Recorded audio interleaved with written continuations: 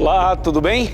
Estamos começando mais um programa, A Arena do Futuro, dentro da série Apocalipse, a Resposta.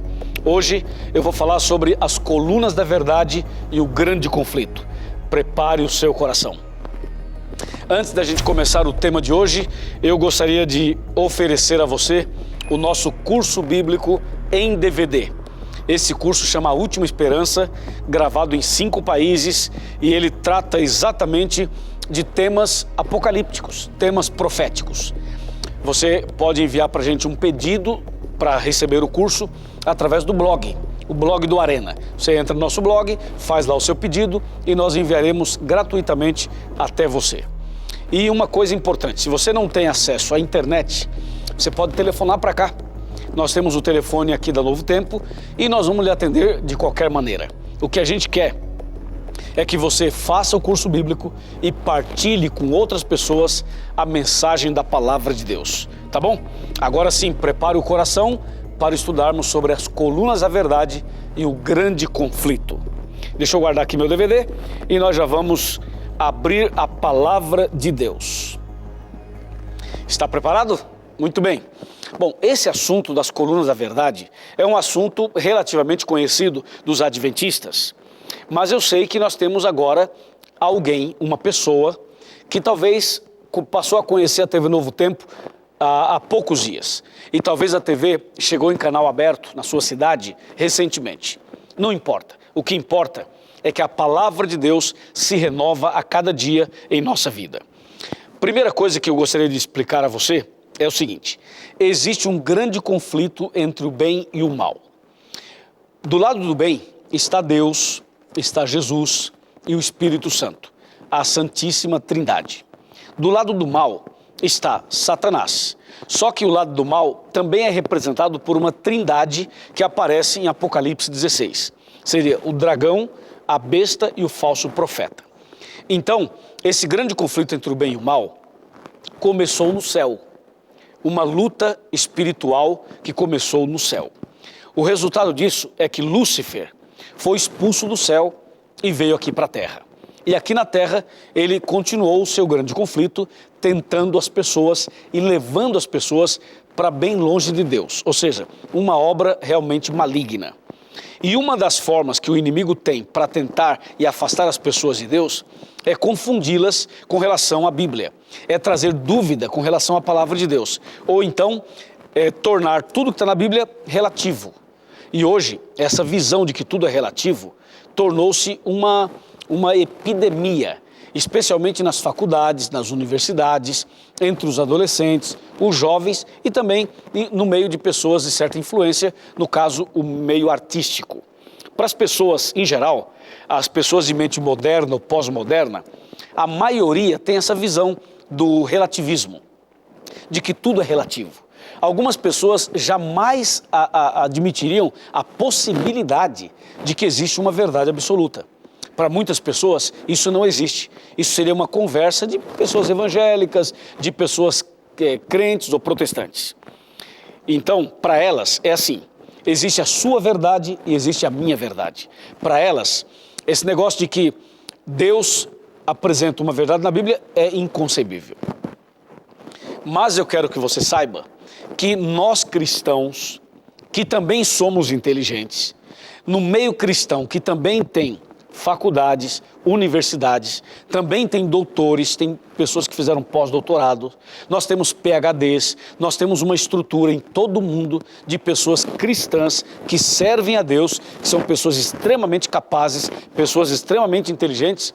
Essas pessoas são capazes de acreditarem numa verdade absoluta. E hoje eu quero mostrar a você que na Bíblia existe uma verdade absoluta.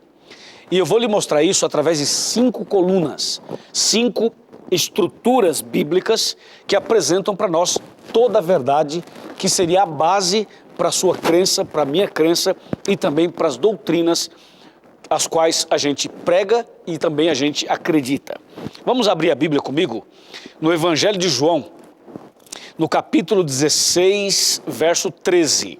Diz assim: quando vier, porém, o Espírito da verdade, ele vos guiará a toda a verdade, porque não falará por si mesmo, mas dirá tudo o que tiver ouvido e vos anunciará as coisas que hão de vir. Esse texto é extremamente significativo. Ele mostra que existe uma verdade, e a Bíblia afirma: quando vier o Espírito da verdade, ele vos guiará a toda a verdade. Duas coisas. Primeira, a Bíblia chama Espírito da verdade.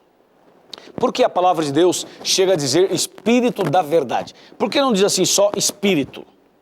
É porque existe o Espírito da mentira. Por isso a palavra de Deus faz questão de afirmar Espírito da verdade. Ok? Então, segundo, esse Espírito guiaria cada um de nós a toda a verdade. Lembre-se que essa palavra toda está no plural.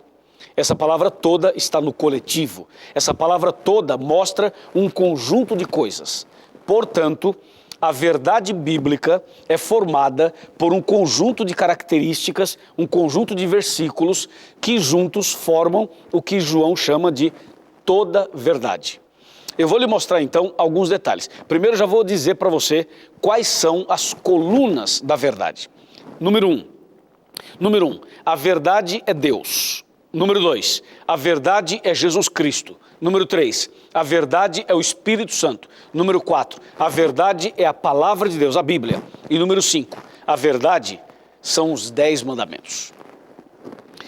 Ficou claro? Aí você já tem, de maneira resumida, as 5 colunas da verdade. Em cima dessas colunas entram e aparecem todas as doutrinas da Bíblia. Doutrina da volta de Jesus, doutrina da salvação, doutrina do santuário, doutrina da alimentação, doutrina da conduta cristã, todas as doutrinas bíblicas dependem dessas 5 colunas, que são a estrutura para que elas tenham realmente uma sustentação. Agora, onde está escrito na Bíblia que Deus é verdade? Está escrito em Jeremias capítulo 10, verso 10. Na versão João Ferreira de Almeida, atualizada, a frase usada é: tu és verdadeiramente Deus. Na Bíblia João Ferreira de Almeida corrigida, diz assim: Deus é a verdade. O texto é Jeremias 10, 10. Eu convido você a abrir a Bíblia comigo para ler esse texto e comprovar que Deus é a verdade. Vamos aqui, Jeremias, muito bem, capítulo 10, verso 10. Mas o Senhor é verdadeiramente Deus. Ele é o Rei, Ele é o Deus vivo e o Rei eterno. Do seu furor treme a terra, e as nações não podem suportar a sua indignação. Numa outra versão, que é a corrigida, que eu te falei, diz assim: mas o Senhor Deus é a verdade. Então, de fato, Deus é a verdade, é o que diz o profeta Jeremias. Com respeito a Jesus Cristo, vamos abrir a Bíblia em João 14, verso 6, que diz assim: respondeu-lhe Jesus: eu sou o caminho e a verdade e a vida. Ninguém vem ao Pai senão por mim. Então está claro que Jesus Cristo é a verdade. Com respeito ao Espírito Santo, nós vamos para a primeira carta de João, 1 João 5, verso 6. Atenção. Diz assim: este é aquele que veio por meio de água e sangue. Jesus Cristo, não somente com água, mas também com água e com sangue. E o Espírito é o que dá testemunho, porque o Espírito é a verdade. Então, claramente isso. Até aqui você viu a Trindade, a Santíssima Trindade. O Pai, o Filho e o Espírito Santo. Quando você volta para o Evangelho de João, no capítulo 17, versículo 17, diz assim: santifica-os na verdade, a tua palavra é a verdade. A palavra de Deus, a Bíblia Sagrada inteira, é chamada aqui de verdade.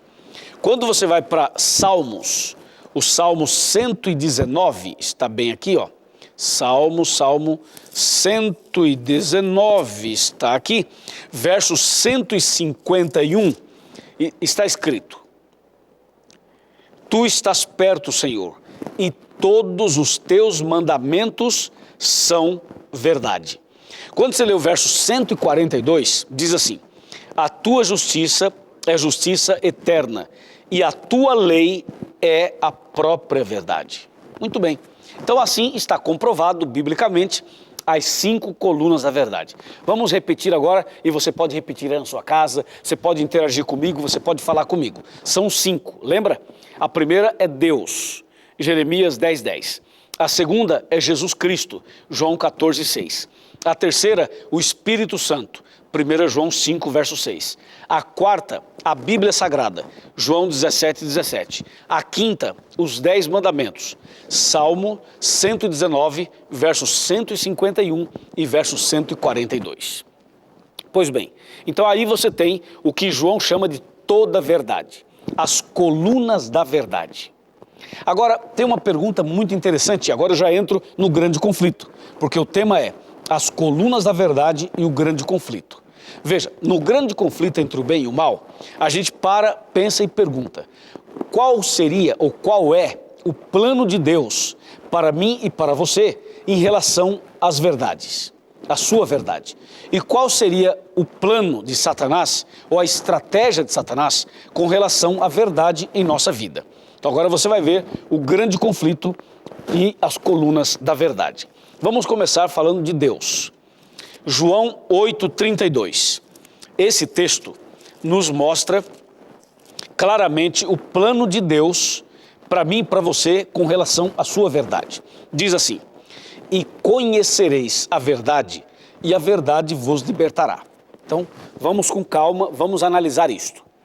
Conhecereis a verdade vos libertará. Então, o plano de Deus é que você conheça a verdade e seja livre. Seja liberto de toda a armadilha do inimigo e, claro, liberto do pecado. A pergunta é, como alguém poderia conhecer a verdade? Qual é a orientação da palavra de Deus? Você sabe que a gente pode conhecer uma pessoa ou alguma coisa de 2 maneiras. Apenas pela teoria ou por relacionamento. Ou seja, teoricamente ou pela prática. E o que Deus quer de nós é que nós o conheçamos das 2 maneiras. Pela leitura, pela teoria, buscando o conhecimento, e pela prática, colocando em prática o que a gente aprendeu. Por exemplo, conhecereis a verdade. Primeira parte, nós precisamos conhecer a Deus. Você precisa conhecer a Deus. E conhecer a Deus é muito mais do que ter uma informação a respeito dele. Conhecer a Deus é também ter as informações a respeito dele, mas mais do que isso, é você conviver com ele. É você ser amigo de Deus, como foi Abraão. A propósito, você é amigo de Deus? Você é amiga de Deus? Você anda com ele? Você convive com ele? Você se relaciona com ele? Sim ou não? Veja que a Bíblia é clara, conhecereis a verdade. Então, você precisa conhecer a Deus e conhecê-lo muito mais do que pela teoria e muito mais pela prática. Segundo, Jesus Cristo. Nós precisamos conhecer a Jesus Cristo dessas 2 formas, lendo e convivendo com ele. Dá para conviver com Jesus? Claro que dá. Dá para caminhar, dá para viver sendo amigo de Jesus? Sim, claro que dá. Como os 12 apóstolos. Jesus chamou os 12 e os 12 seguiam a Jesus todo o tempo. Eles eram seguidores de Jesus. Mais do que isso, eles eram amigos de Jesus. Hoje, eu quero convidar você a ser amigo de Jesus, a andar com Jesus, a desenvolver um relacionamento com Ele, a conviver, aprender a andar lado a lado com Jesus. Se você andar com Jesus, você será transformado e será semelhante a Ele. Como diz João 11, de 28 a 30. Perdão, Mateus 11, de 28 a 30. Quando o próprio Jesus fala assim: vinde a mim, você que está cansado e oprimido, eu vos aliviarei. Aí ele fala: tomai sobre vós o meu jugo, aprendei de mim, que sou manso e humilde de coração. O que Jesus está fazendo é convidando você e eu para sermos amigos íntimos dele, para andarmos com ele todos os dias. E essa convivência, esse relacionamento, vai transformar o nosso coração, o nosso caráter, para sermos mais semelhantes a Jesus. E número 3, o Espírito Santo. Você e eu precisamos conhecê-lo mais e melhor. Como é que a gente conhece, por exemplo, um alimento? Como você sabe se o alimento está bom ou não está bom? Se está salgado ou se está sem sal? Como é que você sabe se o alimento está apetitoso ou não?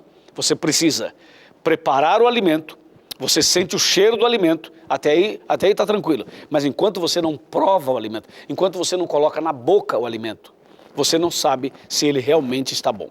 Alguém pode comer e falar, está uma delícia, mas você ouviu falar. Quando você comer, quando você usar esse alimento, aí você vai saber se ele está uma delícia, se é saudável ou se não é. Pois bem, isso também se aplica ao conhecimento da verdade. Uma coisa é ouvir falar, outra coisa é você praticar, conviver, exatamente como diz a Bíblia. No caso do Espírito Santo, o Espírito Santo é Deus, o Espírito Santo está na terra. O Espírito Santo é o representante de Deus aqui na terra. E você e eu podemos conviver com o Espírito Santo. Ou seja, quando você lê a Bíblia, você está lendo palavras inspiradas pelo Espírito Santo. Quando você faz uma oração, você é movido pelo Espírito Santo a conversar com Deus. Agora, você precisa aprender mais sobre o Espírito Santo lendo e convivendo com Ele. Você precisa conviver com Ele, andar com Ele, ser amigo do Espírito Santo, orar a Deus todo dia e pedir o batismo do Espírito Santo, pedir o poder do Espírito Santo, pedir a graça do Espírito sobre a sua vida. É isso. Conhecer o Espírito Santo através do relacionamento. Se você todos os dias se ajoelhar, conversar com Deus em nome de Jesus e pedir o poder do Espírito Santo e pedir que o Espírito Santo venha sobre você, que ele entre no seu coração, que ele entre na sua mente, que ele faça uma mudança dentro de você, esteja seguro, esteja tranquilo de que o Espírito Santo fará isso. E quanto mais você buscar o poder do Espírito Santo, mais você vai se relacionar com ele e mais você vai ser abençoado por ele. E número 4, a Bíblia. A Bíblia Sagrada, esse livro, que muitas vezes é rotulado, que muitas vezes é mal interpretado, outras vezes é mal utilizado. Hoje eu quero convidar você, quero desafiar você a ler mais a Bíblia, a conhecer mais a Palavra de Deus, a não ficar limitado somente ao Novo Testamento ou somente ao Velho Testamento. Porque muitas pessoas, elas limitam e dizem assim, eu só creio no Novo ou eu só creio no Velho Testamento. Não, nós cremos em toda a Bíblia. E você precisa ler a Bíblia, estudar a Bíblia, comer a Bíblia. Quando eu falo comer, você me entende. É estudar a Bíblia com tanta fome, que é como se fosse um banquete, é como se fosse aquela belíssima comida que você está com fome há muito tempo, querendo um alimento espiritual. Estude a Bíblia todos os dias. Seja amigo da Bíblia. Faça desse livro o seu livro de cabeceira. Tenha a Bíblia no carro, tenha a Bíblia na bolsa, leve a Bíblia na viagem, leve a Bíblia em todo canto. E esse livro será o seu manual de sobrevivência. Amém? E finalmente os 10 mandamentos. Os 10 mandamentos não podem ser teoria, devem ser praticados, obedecidos. Você precisa obedecer os 10 mandamentos. Eu disse 10, a Bíblia fala 10, não são 9. Não são 2, não é 1, não são 5, são os 10 mandamentos. Ou seja, nós precisamos obedecer a Deus, precisamos praticar as verdades e assim vai se cumprir a promessa. E conhecereis a verdade e a verdade vos libertará. É dessa maneira. Depois do intervalo, eu vou mostrar o que o inimigo planejou para atacar a verdade e para colocar a sua vida e a minha vida por terra em relação à palavra de Deus. Já já eu volto com você.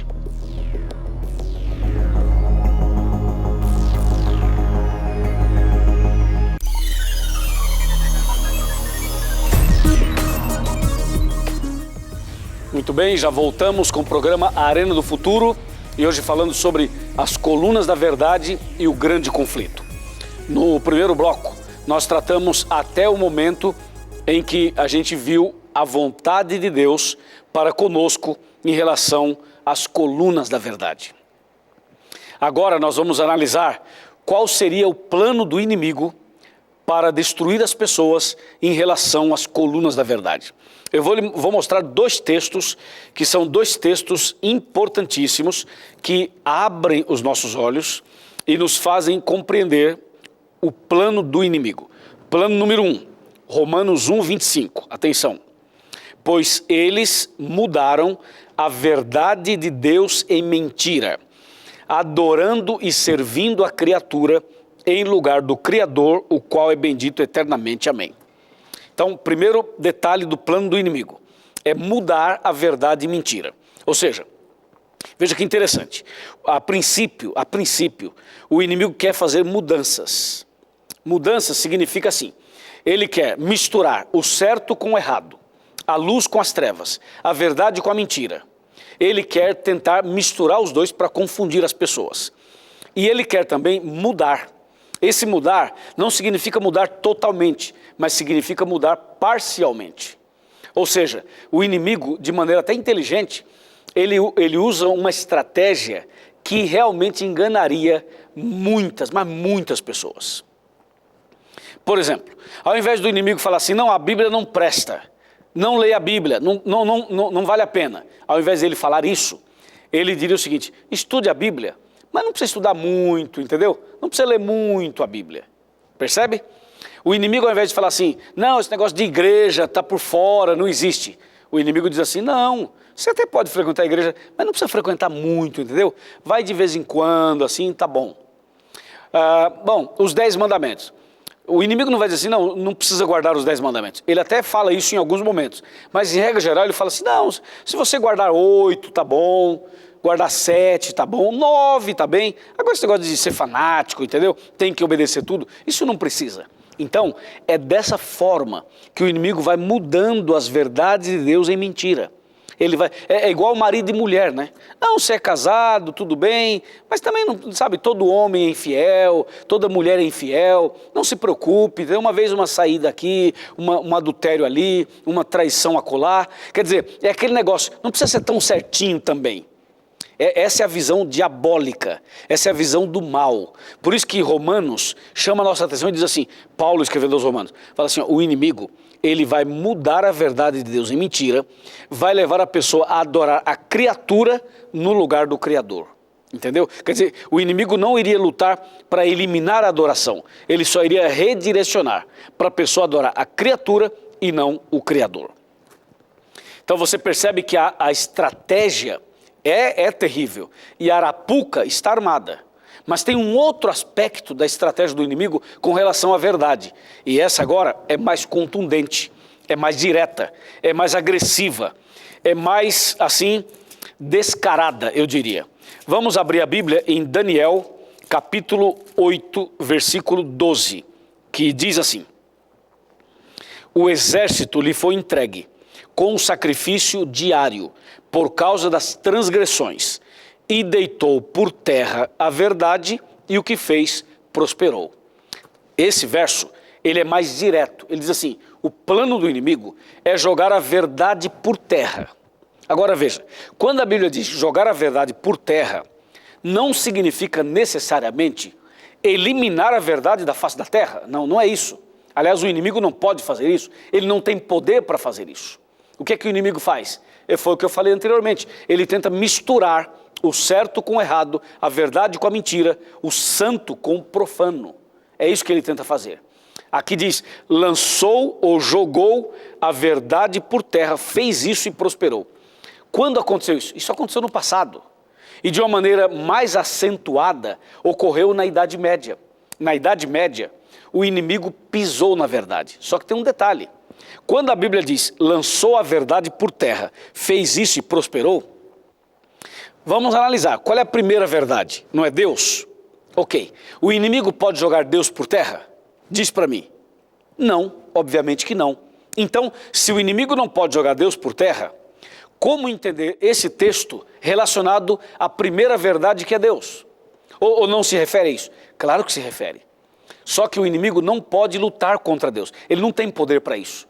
Mas o inimigo pode desviar a adoração do homem, que seria dada a Deus, e desviar a adoração para o homem adorar outro homem, adorar um poder, adorar a criatura, adorar coisas, adorar imagens, adorar santos, adorar outra coisa qualquer.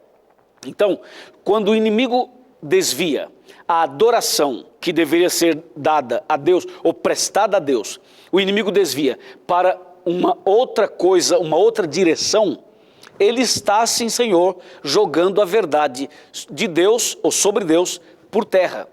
Existem muitas pessoas, mas muitas pessoas, que não adoram a Deus e que acabam adorando outras coisas, outros seres, outras pessoas, astros, animais e por aí vai. Você vai para a Índia, aqui no Brasil mesmo, você vai para a América do Sul, você vê de tudo.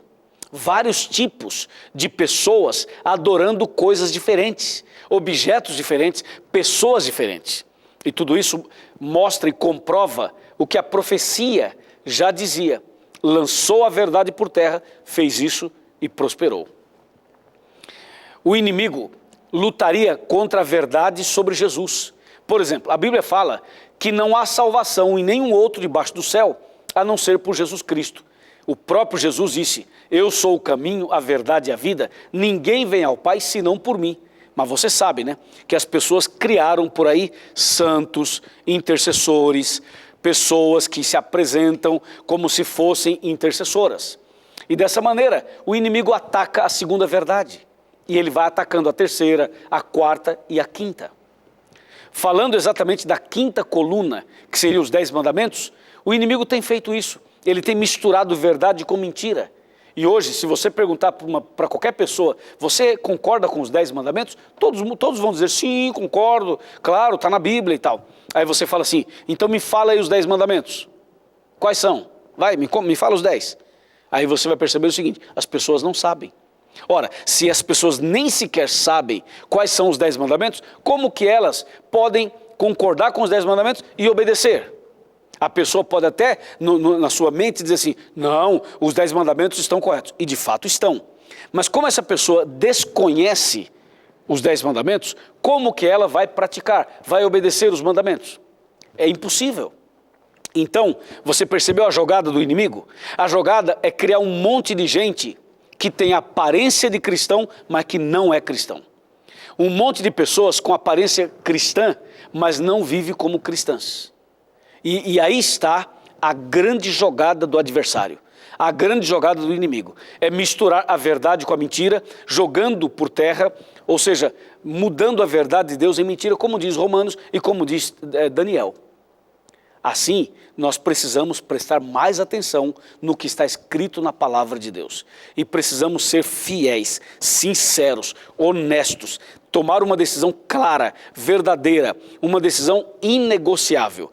Ou a gente é fiel, ou a gente não é fiel. Ou nós seguimos a Deus, ou nós não seguimos a Deus. Ou a gente vai para o céu, ou vai para o inferno. Ou nós somos verdadeiros, ou somos falsos. Não há uma terceira opção. Concorda comigo? A palavra de Deus é clara nesse sentido também. Então, meu amigo e minha amiga, você viu as colunas da verdade dentro do grande conflito. De um lado, Deus deseja que você conheça a verdade e seja livre por ela.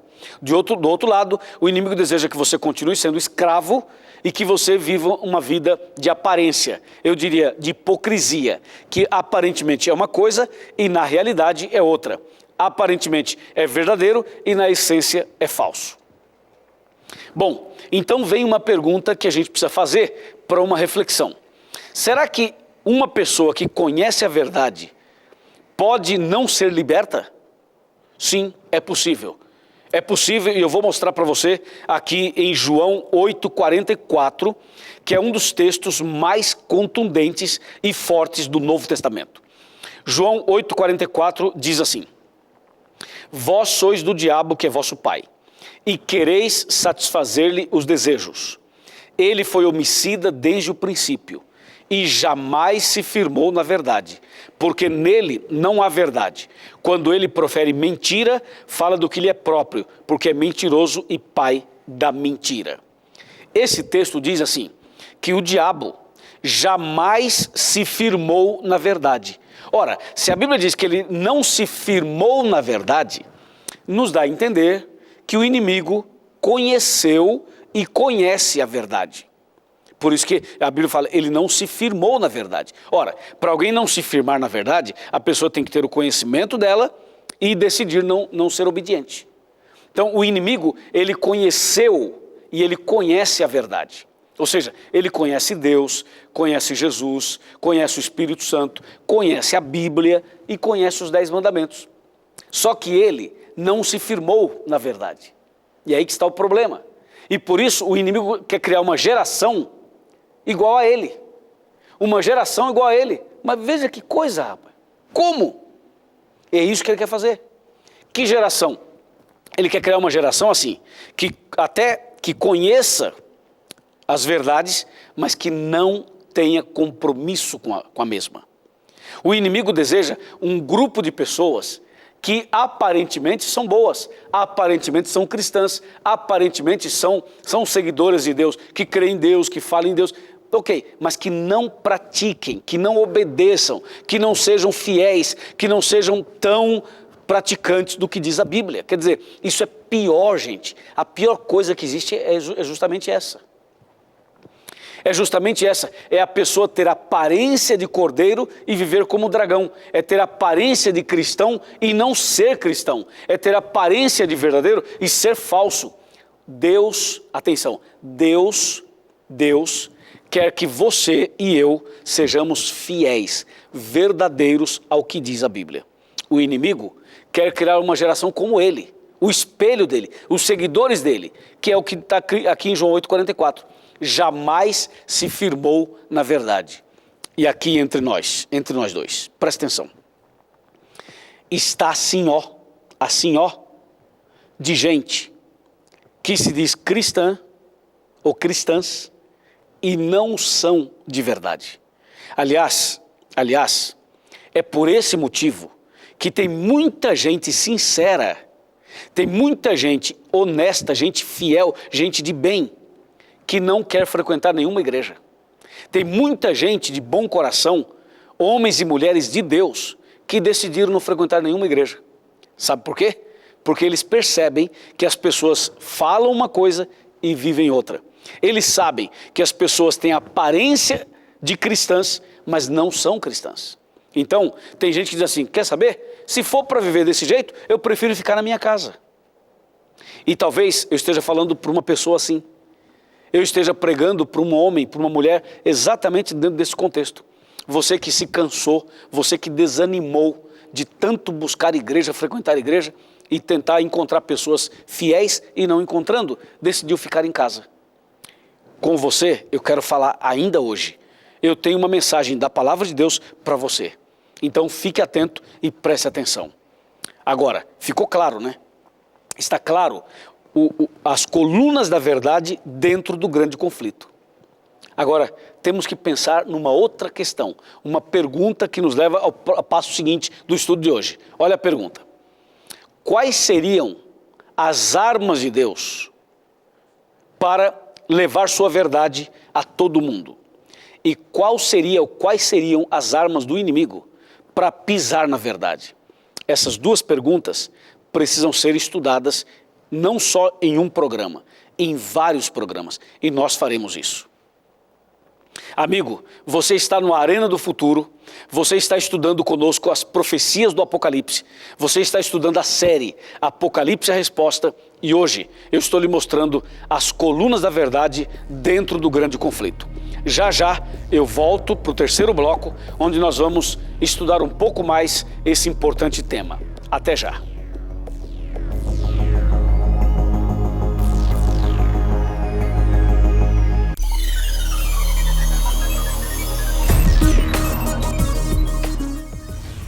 Muito bem, já estamos de volta com o programa Arena do Futuro, especial, estudando sobre a série Apocalipse a Resposta e hoje as colunas da verdade e o grande conflito. Meu amigo e minha amiga, agora vamos analisar um outro aspecto desse tema. Você sabe que Jesus ama você. Você sabe que Deus criou esse mundo. E após a entrada do pecado nele, Deus revelou o plano da salvação. E o plano da salvação está centralizado em Cristo Jesus, embora a Trindade toda está envolvida e todo o universo acaba se envolvendo na história do grande conflito. Só que Jesus é a peça-chave que veio a esse mundo, que nasceu da Virgem Maria e que morreu em nosso lugar. Agora escute uma coisa, a morte de Jesus na cruz foi a expressão máxima do amor de Deus para com você e para comigo. Nós estamos vivendo dias solenes da história da humanidade, porque aquele Jesus que morreu na cruz, ele ressuscitou e hoje intercede por nós nas nuvens, nos céus, e virá nas nuvens dos céus nos buscar, é claro, mas eu estou dizendo o seguinte, esse que morreu, ressuscitou, hoje ele intercede por nós. Agora escute, em breve, nas nuvens dos céus, ele voltará. E quando Jesus voltar a esta terra, ele deseja encontrar um grupo de pessoas fiéis, um grupo de pessoas que pratiquem exatamente as verdades da sua palavra. Por isso, você precisa, mais do que conhecer a verdade, você precisa praticar, obedecer a verdade. Ouça o que está escrito em São Mateus capítulo 7, versículo 21. São Mateus capítulo 7, verso 21. Diz assim: nem todo o que me diz Senhor, Senhor, entrará no reino dos céus, mas aquele que faz a vontade de meu Pai que está nos céus. Esse texto nos leva a entender e a compreender, entender e compreender o que Deus espera de cada um de nós. Primeiro, Deus não quer pessoas que apenas sirvam a Ele da boca para fora, que sejam apenas pessoas teóricas, apenas manifestem um conhecimento superficial. Por isso que o texto fala assim, nem todo que me diz Senhor, Senhor, será salvo. Para ser salvo, é preciso fazer a vontade do Pai. E a vontade do Pai, de acordo com a Bíblia, é ter uma vida de obediência. Na verdade, eu resumiria assim, em dois aspectos. A vontade do Pai é, primeiro, que você o aceite como Salvador pessoal e segundo, que você o aceite como Senhor da sua vida. São duas coisas que se complementam. Primeiro, a gente aceita Jesus como Salvador e depois como Senhor. E qual é a diferença de um para com o outro? Aceitar Jesus como Salvador significa ir a Jesus do jeito que a gente está. Significa a pessoa tomar uma decisão do jeito que ela está. E veja, do jeito que está significa a pessoa vir a Jesus sem se preocupar em se limpar antes. Porque é impossível a pessoa se limpar antes. Quando Jesus fala, vem a mim do jeito que você está, cansado, oprimido, sobrecarregado, significa o seguinte, fumando, bebendo, jogando, praticando pecados. Ou seja, do jeito que você está, você deve vir a Jesus e aceitá-lo como Salvador. Isso chama graça, isso chama misericórdia. Agora, depois que você vem a Jesus do jeito que você está, transgredindo, quebrando os princípios bíblicos, venha do jeito que está. Do jeito que você está, venha a Jesus. Aí, em seguida, Jesus fala assim, agora vai e não peques mais. Ou seja, é através de Jesus, é pelo poder do nome de Jesus, é pelo poder da verdade de Jesus, que você vai ser transformado, limpo, lavado, remido. Você vem a Jesus do jeito que você está. E depois você vai viver uma vida nova, porque você vai aceitá-lo como Senhor da sua vida. Como Senhor da sua vida significa obedecer aos mandamentos de Deus. Significa andar com Deus, significa andar com Jesus, significa andar com o Espírito Santo, significa ler a Bíblia todos os dias, significa obedecer os 10 mandamentos. Ou seja, aceitar Jesus como Senhor significa viver de acordo com as 5 colunas da verdade. Isso é aceitar Jesus como Senhor, entendeu? Como Salvador, você vem do jeito que está, mas como Senhor, você precisa andar, conviver, obedecer aos princípios de Deus. É isso que Deus deseja para a sua vida e para a minha vida. E quando nós tomamos uma decisão dessa natureza, o inimigo será derrotado. O inimigo será vencido. O inimigo não terá poder sobre aquele que decide aceitar Jesus como Salvador e como Senhor. E o que vai acontecer na sua vida ao fazer isso é o que está escrito na segunda carta de Paulo aos Coríntios. Segunda carta de Paulo aos Coríntios, capítulo 5. Aqui está, capítulo 5, verso 17. Ouça. E assim, se alguém está em Cristo, é nova criatura. As coisas antigas já passaram, eis que se fizeram novas.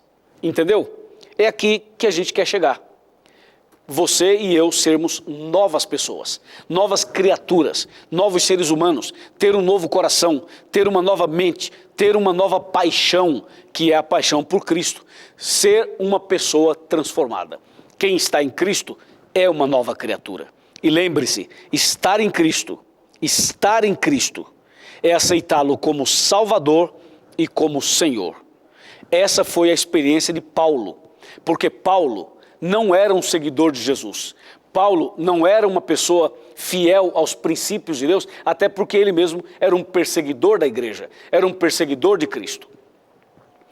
Mas Paulo, um dia teve um encontro com Jesus, no caminho de Damasco. Foi quando ele caiu em terra, foi quando ele ficou cego por 3 dias e 3 noites.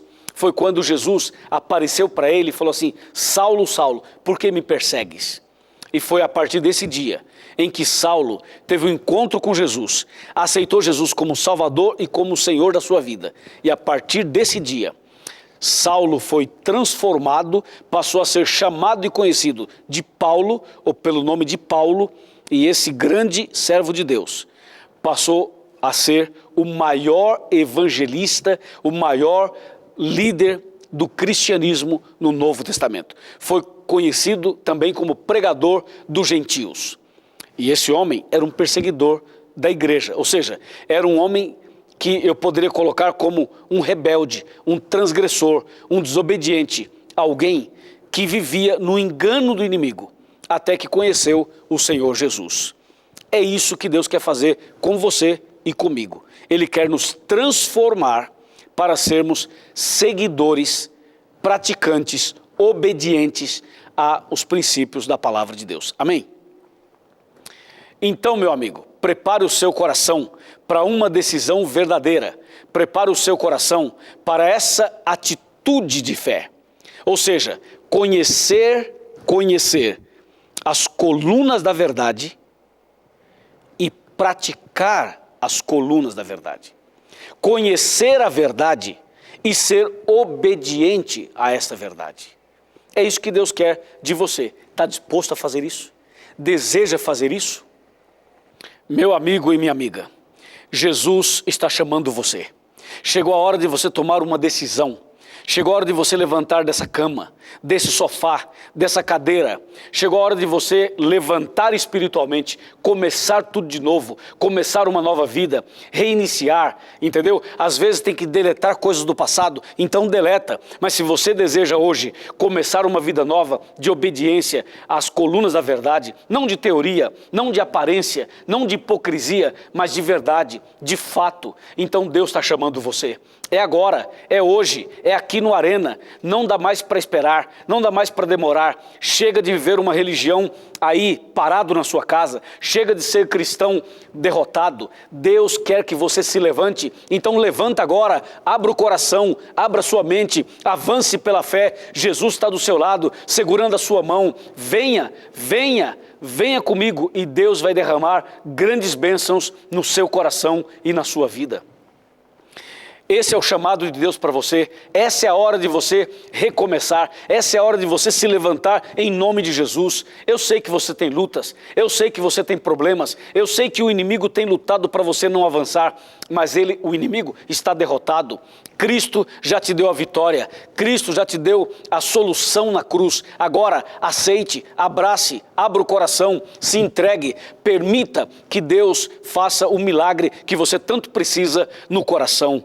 Hoje eu vou orar por você, hoje nós vamos entregar sua vida nas mãos de Deus. No programa de hoje você precisa, no final dele, agora, tomar esta postura, tomar essa decisão e entregar sua vida ao Senhor Jesus. Amém? É isso que Deus quer para você? É isso que Deus quer para mim? Então, eu quero conversar com você agora de coração para coração. É aquela conversa pastoral, de pastor para ovelha. Eu vou sentar na minha cadeira, no meu sofá, e a gente vai ter essa conversa mais intimamente, como uma família, como irmãos realmente. Quando eu sento aqui, é como se eu tivesse sentado na sala da sua casa, na intimidade do seu lar. Muito obrigado por estar conosco. E para essa conversa, eu lhe convido a chegar mais perto. Eu convido você a chegar bem pertinho de mim. Ou seja, eu quero que você se aproxime. Pega essa cadeira, põe a cadeira mais perto da televisão, vem. Puxa o sofá, chega mais pertinho da televisão. Não precisa também botar o rosto, né, na televisão, mas você pode chegar mais perto. Chega mais perto. Sabe, meu amigo e minha amiga, Deus sabe que você e eu estamos no centro do grande conflito. Ou seja, Deus ama você e deseja te salvar. O inimigo odeia você e deseja que você se perca. E você e eu estamos no centro do conflito. Só que tem uma coisa que só eu e você temos: o poder da escolha, o poder da decisão. Esse poder da escolha, nem Deus pode interferir e nem o diabo.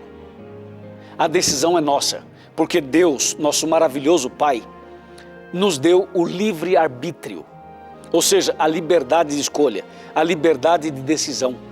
Hoje, você pode fazer uso da sua liberdade de escolha para escolher seguir a Jesus, para escolher se entregar a Jesus. Você deseja fazer isso? Você quer nascer de novo? Você quer ser batizado? Você quer realmente a partir de agora confirmar essa decisão? Amém. Meus parabéns. Eu vou orar por você. Vou orar por sua família. E depois dessa oração, procure a Igreja Adventista do Sétimo Dia, mais perto da sua casa, e diga ao pastor, aos anciãos, aos irmãos, que eu, pastor Luiz Gonçalves, estou convidando você para ir à igreja. Você será muito bem recebido e será muito abençoado. Amém? Curve a sua cabeça, feche os olhos, vamos orar. Senhor nosso Deus, Pai Todo-Poderoso, obrigado pelo programa de hoje. Nós queremos viver de acordo com a Tua verdade. Nós não queremos, ó Pai, ser enganados pelo inimigo. Abençoa essa pessoa, esse casal, essa família. Usa, Senhor, cada uma dessas pessoas como instrumento para levar a Tua palavra a outros. Mas antes, que através da Tua graça, através do poder do Espírito Santo, essa pessoa confirme a decisão tomada no programa de hoje. Eu o entrego nas Tuas mãos, em nome do Senhor Jesus. Amém.